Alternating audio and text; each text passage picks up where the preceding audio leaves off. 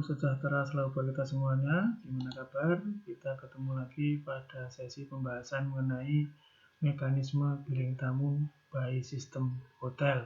Di mana pada pembahasan ini kita akan berkaitan dengan hal-hal yang berkaitan dengan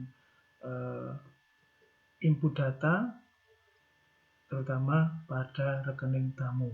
Ya, apa itu rekening tamu? Rekening tamu berkaitan dengan hal-hal yang menjadi kegunaannya, atau katakanlah ini merupakan hal yang fundamental bagi pemahaman kita, di mana dari rekening tamu adalah untuk mencatat, kegunaannya itu untuk mencatat semua transaksi atas penggunaan fasilitas dan outlet hotel oleh tamu, serta transaksi-transaksi lain yang berkaitan dengan aktivitas tamu selama tamu tinggal di hotel secara runtut dan juga akurat, di mana seluruh supporting dokumen itu akan dilampirkan bersama folio tamu tentunya ya, dengan dikondisikan bahwa jumlah akhir harus sama atau balance, artinya antara sistem dengan data manual sebagai lampirannya. Jadi begini, yang berkaitan dengan rekening itu nantinya antara yang ada di sistem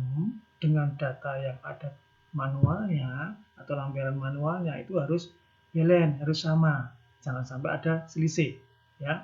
Makanya itulah kegunaan berkaitan dengan rekening tamu. Adapun yang berkaitan dengan jenis-jenis rekening tamu itu ada 3. Yang pertama adalah rekening perorangan atau individual, lalu ada rekening tambahan atau extra bill yang berkaitan dengan mungkin bisa di lain kamar, itu katakanlah ada tambahan room service, minibar, dan juga yang lainnya. Lalu ini adalah ada inti atau master bill, ini berkaitan dengan bill rekening yang berkaitan dengan kamar. Nah, itu yang berkaitan dengan jenis-jenis rekening tamu. Selanjutnya, bagian utama yang terdapat pada rekening tamu itu ada heading atau data tamu, ada juga yang kedua adalah pencatatan transaksi. Ini meliputi ada tanggal, ada keterangan, ada juga debit atau charge, ada kredit, lalu saldo atau balance-nya bagaimana. Selanjutnya adalah keterangan atau remark ya, yang berkaitan dengan tamu yang bersangkutan. Itulah bagian-bagian yang ada di rekening tamu yang harus kita kondisikan ya. Baik, selanjutnya informasi yang perlu dicatat di dalam bagian kepala rekening tamu itu apa saja? Itu meliputi ada nomor kamar ya, lalu ada nama tamu, ada tanggal tiba atau arrival list, dan juga tanggal keberangkatan atau departure list. Lalu jumlah orang atau yang menempati kamar tersebut. Selanjutnya adalah harga kamar. Itu yang berkaitan dengan informasi mengenai rekening tamu sebelum kita memasukkan ini kepada sistem. Itulah awal dalam pembelajaran mengenai data tamu yang nantinya akan menjadi info yang paling baik di dalam kita input data ke sistem. Baik, kita lanjutkan saja. Yang berkaitan dengan rekening tamu itu harus menampung semua data transaksi yang dilakukan tamu dengan tepat dan akurat. Nah, untuk itu semua penjualan kredit harus dicek dengan teliti dan dicatat sesegera mungkin. Jangan sampai nanti menumpuk karena akan menyebabkan late charge atau loss nantinya ya. Harusnya sesuaikan antara manual dengan di sistem. Ya, jangan sampai nanti ada yang late charge atau loss. Itu ya, atau yang ketinggalan maksudnya seperti itu. Dan tercecer ya itu.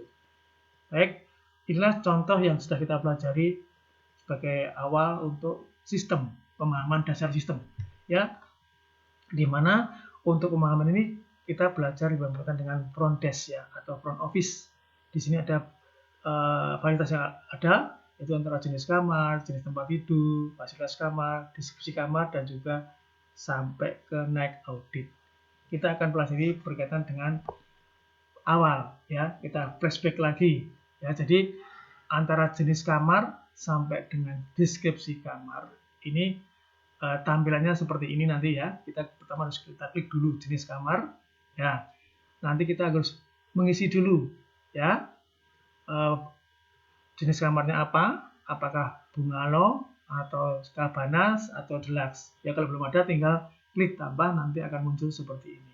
Jadi kita isi kodenya, lalu namanya apa, dan di sini diaktifkan, lalu simpan. Itu ya, itu yang berkaitan dengan jenis kamar ya. Jadi jenis kamar itu harus kita kondisikan lebih awal. Lalu sampai dengan deskripsi kamar ya, kita lihat ini sama, total pengisiannya sama. Jadi antara jenis kamar, tempat tidur, fasilitas kamar sampai deskripsi kamar itu pola pengisiannya sama dengan jenis kamar. Tinggal nanti kalau belum ada ya tambah. Kalau ingin mengubah, edit. Itu ya, itu sampai dengan jenis deskripsi kamar seperti ini ya. Deskripsi kamar ini ada kodenya, tinggal nambahkan nama kamarnya apa sesuai dengan yang ada di lapangannya ya, tinggal nambah atau tinggal edit. Itu ya, itu yang berkaitan dengan dasar-dasar pemahaman mengenai sistem ya. Memang setiap hotel itu sistemnya berbeda, tapi kita alur pemahamannya sama. Lalu setelah deskripsi kamar, kita lanjut ke ini kamar ya. Jadi kita akan menentukan dulu kamarnya, kita isi semuanya, nomor kamar, isinya berapa, anak berapa, lantai berapa, gedung berapa, dan ini jenis kamarnya apa, lengkap semuanya, harus diisi semuanya. Jenis tempat tidur apa, tinggal klik di sini, nanti akan muncul semuanya yang berkaitan dengan awal tadi ya, termasuk nanti fasilitas yang ada. Tinggal klik kalau sudah kita mengisi yang awal dulu, termasuk nanti deskripsi kamar juga tinggal klik di sini ya. Inilah yang berkaitan dengan ini. Lalu ada keterangan kita isi sendiri secara manual, apakah itu corporate atau repeater ya. Baru nanti kita isi di sini ya, tarif per malam ya, atau tarif agen atau tarif per orang ya. Biasanya kita memakai antara tarif per malam dan tarif agent. Kalau tarif per malam kita isi ya, sesuaikan dengan yang ada di manajemen tersebut ya, antara Senin sampai dengan Minggu ya. Biasanya harganya kan beda-beda, di hotel itu penerapannya beda-beda. Ini yang berkaitan dengan tarif per malam. Kalau seandainya kita berhubungan dengan tarif agen, apa itu, agen, agent, nah ini akan muncul seperti ini ya. Jadi kita tinggal klik. Tadi kalau tarif kamar munculnya Senin sampai Minggu, kalau tarif agent kita tinggal buat seperti ini ya. Jadi tarif agent ini nanti berbuatnya dari agent ya, nanti akan muncul seperti ini. Ada booking.com, tarifnya berapa, pagi-pagi berapa, tarif berapa. Untuk yang ini beda dengan yang tampilan ini. Kalau ini kan ada breakfast-nya ya, di breakfast. Tapi kalau untuk tarif agent itu secara otomatis sudah termasuk breakfast di dalamnya. Itu ya, itu yang berkaitan dengan pola pemahaman awal. Ya, lalu kita lanjut setelah kamar ya. Lalu ada yang namanya harga kamar. Nah, kita harus pahami mengenai harga kamar ini. Jadi kita klik harga kamar yang 105 tadi, baru nanti kita filterkan. Klik, nanti akan muncul semuanya. Ya, kalau agent yang kita klik agent nanti akan muncul seperti ini, tinggal kita ngisi di sini. Nah, ini ya. Ini adalah harga kamarnya seperti itu. Nah, setelah kita kondisikan harga kamar, apalagi yang kita kondisikan? Ya, ternyata kita harus ini dulu juga, reservasi. Ya, setelah harga kamar sudah, fasilitas sudah, semuanya sudah, tinggal kita klik ke reservasi. Ya, dari reservasi ini akan muncul seperti ini. Kita isi, kita input reservasinya. Ya, pada saat inilah data bank tamu atau data bank dari pihak tamu itu harus lengkap. Ya, dari mulai kedatangannya sampai check out-nya, terus nomor kamarnya, dia fase berapa, terus pembayarannya apa. Ya, kalau pakai kredit ya pakai kredit card, nomornya kredit card. Ini juga harus dilengkapi, tanggal berlaku, marketingnya atau yang meyakinkan atau yang menerima, ya FO-nya, lalu ada statusnya juga kamar. Ini harus lengkap semuanya, termasuk alamat-alamatnya, dan sampai ke konfirmasinya juga. Ya, lalu juga yang mengkonfirmasi siapa. Ini harus lengkap. Kalau tidak lengkap, biasanya nanti sistem akan muncul atau memberitahukan yang belum dilengkapi. Itu ya, itu yang berkaitan dengan reservasi. Nah, itu ya. Baik, kita lanjutkan. Sudah reservasi, ya. Lalu kita check-in-kan. Ya, kalau sudah reservasi, baru kita check-in-kan. Nah, setelah check-in ini akan muncul seperti datanya. Kita lengkapi juga yang belum lengkap, kita lengkapi. Ya, kalau harga tidak usah, jadi sudah secara otomatis tadi ya kita kondisikan. Ini kelengkapannya, ya. Setelah itu, setelah check-in, ya ini kan proses check-in ya. Di sini ada simbolnya check-in, lalu baru ya bukti check-in. Nah, ini sangat penting sekali. Ini tadi harganya katakanlah, nah seperti ini. Nah, tampilan dari sebuah rekening atau contoh bil tamu yang sudah di check-in-kan. Nah, pada saat di check-in ini sudah tidak bisa lagi untuk istilahnya dihapus karena dia sudah masuk ke check-in. Tetapi kalau baru reservasi masih bisa, ya. Selama masih reservasi masih bisa dihapus atau katakanlah di delete. Tapi kalau sudah check-in tidak bisa. Ini harus di check out kan karena sudah masuk ke sistem. Nah, setelah check-in biasanya ini baru bisa kita kondisikan untuk adanya tambahan-tambahan lain. Seandainya tamu ada tambahan. Tetapi selama belum bisa belum di-check-in kan otomatis nanti kalau ada tambahan-tambahan tidak bisa kita caskan ke kamar. Nah, itu ya. Jadi di-check-in kan dulu. Setelah itu kalau ada tambahan-tambahan baru dikondisikan. Ya, jadi harus step pertama adalah reservasi kelengkapan data di kamar-kamar dulu. Lalu step kedua adalah di reservasinya, betul atau tidak. Lalu yang ketiga adalah di bagian check-in. Nah, kalau sudah di bagian check-in, biasanya ada beberapa tambahan ya selama dia stay. Ya, termasuk seperti ini. Ya, seandainya ada biaya tambahan, kita tinggal klik di front desk ini akan ada biaya tambahan. Kita klik biaya tambahan, apa saja yang ada. Katakanlah semacam ini. Kamar 505. Apakah jadi satu atau pisah? Kalau dipisah, ini kita klik di sini. Tapi kalau jadikan satu dengan kamar, ini nggak usah diklik, ya, nggak usah dikasihkan untuk centang ini, kalau centang ini ya. Nah di sini contohnya cara pengisian biaya tambahan, katakanlah seperti ini. Kan tadi sudah diisi semua ya biaya tambahnya. Ini ada massage, ada sewa taksi. Untuk massage itu kadang-kadang di hotel menerapkan 1 jam pertama berapa, lalu 1 jam berikutnya tinggal nambah-nambah berapa. Itu seperti yang sudah diterapkan. Atau juga dengan sewa taksi. Taksi adalah sewa taksi yang ada di hotel. Macam katakanlah ini ke Karanganyar pulang pergi 500.000. Jadi ini totalnya seperti ini. Nah, kalau seperti ini langsung nanti dikondisikan untuk dibayar langsung. Soalnya dia pisah. Jadi nanti bill ini masuk katakanlah miscellaneous charge atau other revenue, ini akan dipisahkan dari rekening kamar. Tapi kalau mau dijadikan satu, ini tinggal klik, tidak perlu dipisahkan. Jadi nanti otomatis akan jadi satu dengan di kamar 505 ini. Itu ya, itu biaya tambahan. Ya, oke. Selanjutnya, kalau kita berkaitan dengan laundry, kalau ada tambahan laundry, nah ada tambahan laundry, otomatis kita klik di housekeeping, nanti di sini ada laundry, ya. Kita kondisikan, kita siapkan. Nah, di sini ada tampilannya di kamar 505, ya. Kita klik supaya ini kosongin aja. Lalu tinggal kita mengkondisikan mengenai ini. Apa yang dilaundrykan? Seperti ini ya. Jeans, ada dry clean. Jeans merek Tira. Nah, ini soalnya gini, fungsinya begini. Di hotel itu kan bermacam tamu yang juga bermacam mengenai pakaiannya. Nah, kalau kita kondisikan hanya jeans saja, tidak ada embel-embelnya, takutnya nanti terjadi kesalahan dengan tamu yang lainnya, tercampur. Ya, soalnya memang takutnya nanti pada saat sampai di laundry, itu nanti terjadi suatu inisialnya campur ya dengan tamu yang lainnya atau terjadi suatu miss di jalannya. Makanya ada ini. Lebih baik kasih kode yang berkaitan dengan tiap kamarnya. Itu ya, seperti t-shirt mungkin t-shirt polo. Oh ya, ini seperti itu. Ya, ini yang berkaitan dengan layanan mengenai laundry. Makin penasaran ya, makin kita dipermudah juga untuk pemahaman ini. Selanjutnya, kalau kita katakanlah mau menyelesaikan sendiri, ya, tidak melalui kamar, kita langsung pakai kasir untuk laundry tadi ya. Nah, kita seperti ini, jeans ada sekian, tadi t-shirt ini, nah diisikan semuanya, lalu di sini ada tunai.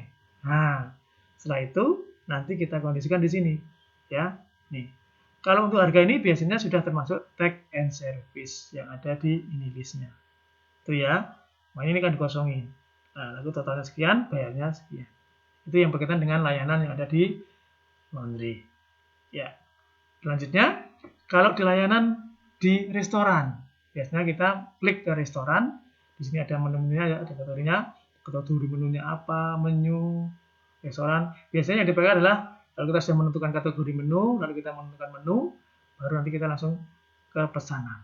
Ya, itu ada juga nanti terakhir di kasir. Kalau nanti seandainya mau dipisahkan, langsung ke kasir. Tetapi kalau pada saat ini dicaskan ke kamar, ya langsung dari pesanan ini cas to kamar. Atau roomnya berapa. Itu ya. Baik, kita lanjut. Ya.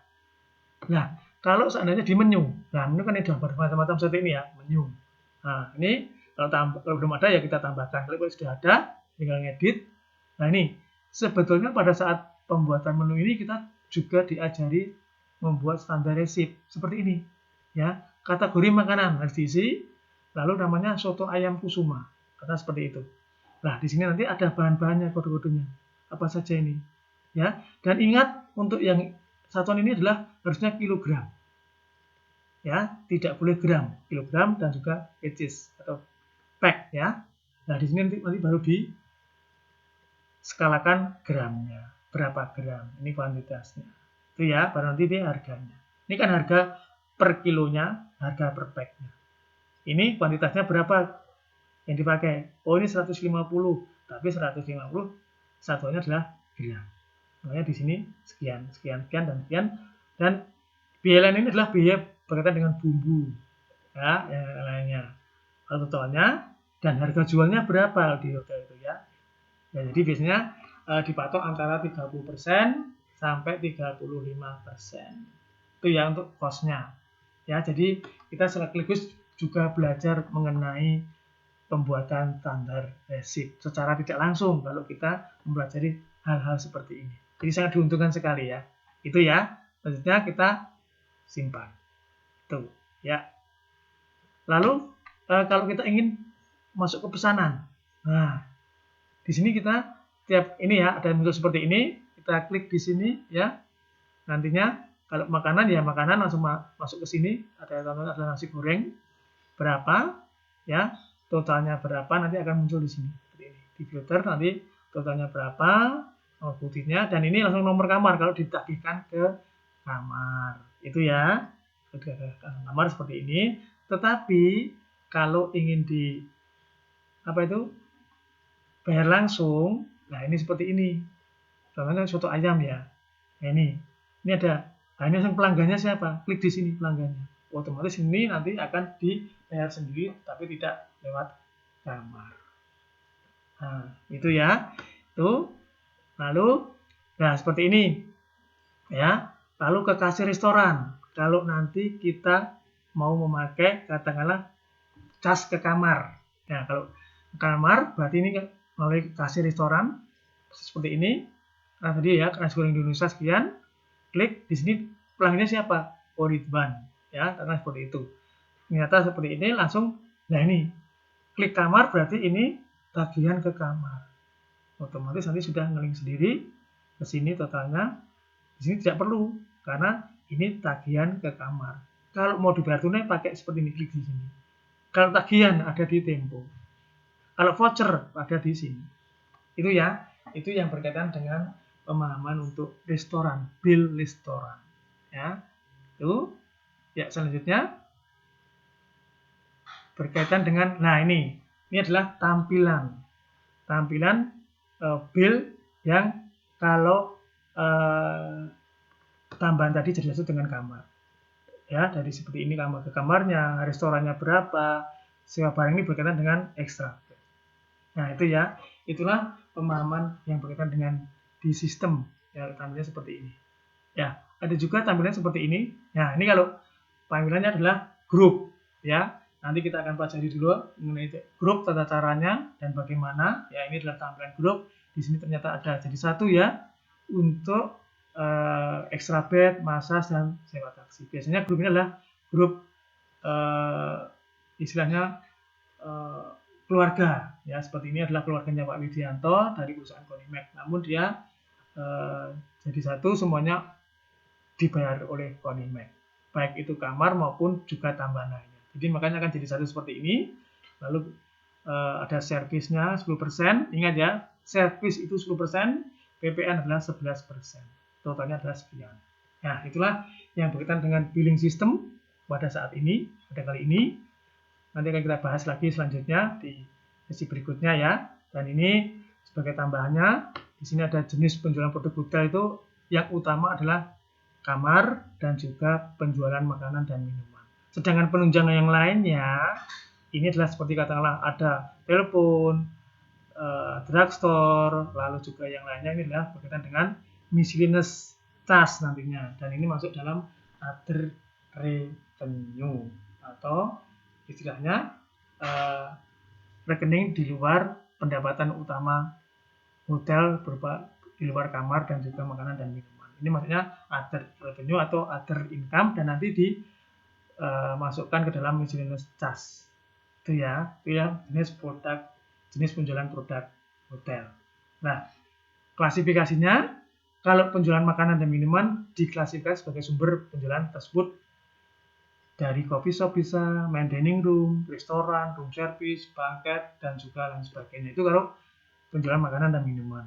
Kalau pengklasifikasian menurut jenis makanannya, itu ada breakfast, lunch, dinner, dan juga supper.